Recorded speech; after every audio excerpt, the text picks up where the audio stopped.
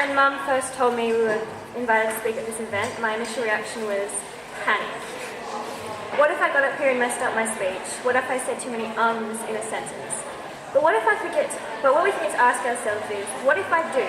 What if I do mess up the beginning of my speech? I still have the rest of it left.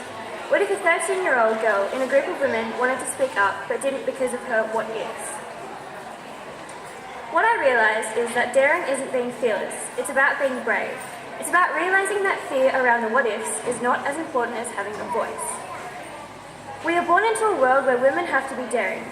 My mum and I have one thing in common when it comes to public speaking, and that is full-scale breakdown. We would rather get it right than get up and speak. We also have one other thing in common. That's realising that those what ifs are there and doing it anyway. How Dare She is a social enterprise that allows all people who identify as women and girls to tell their stories. We have people telling their stories about domestic violence, surviving high school, and different perspectives on equality. We only officially launched 3 weeks ago and have already had 1,000 people reading our blogs and interviews and over 1,500 people per week engaging with social media. We've interviewed all sorts of different women from around the world, from India, America, England and Australia, and the results have all been the same.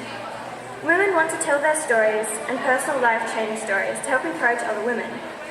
We've attracted an all-female team from all over the world to help build the platform and who all volunteer their time. This proves that women can come together instead of compete, because many of our team work in the same industry and would otherwise be considered competitors.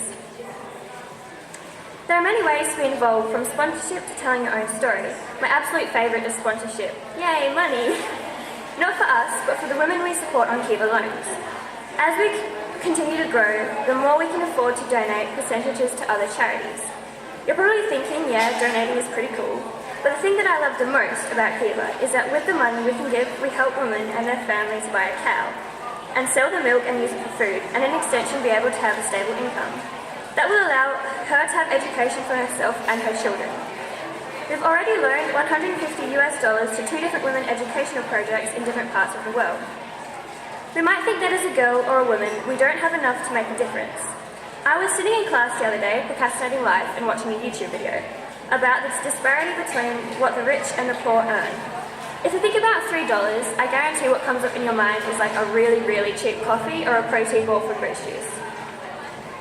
But for women in other countries, that whole $3 is the difference between what their family will eat, if their family will eat for the week.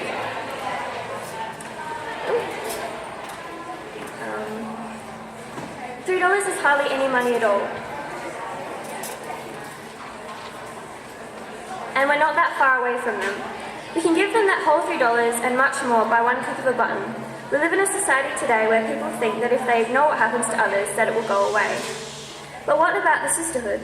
I think our generation of women should start thinking about the sisterhood as not just feminists, but as a generation and a global community. This is how you be a good sister.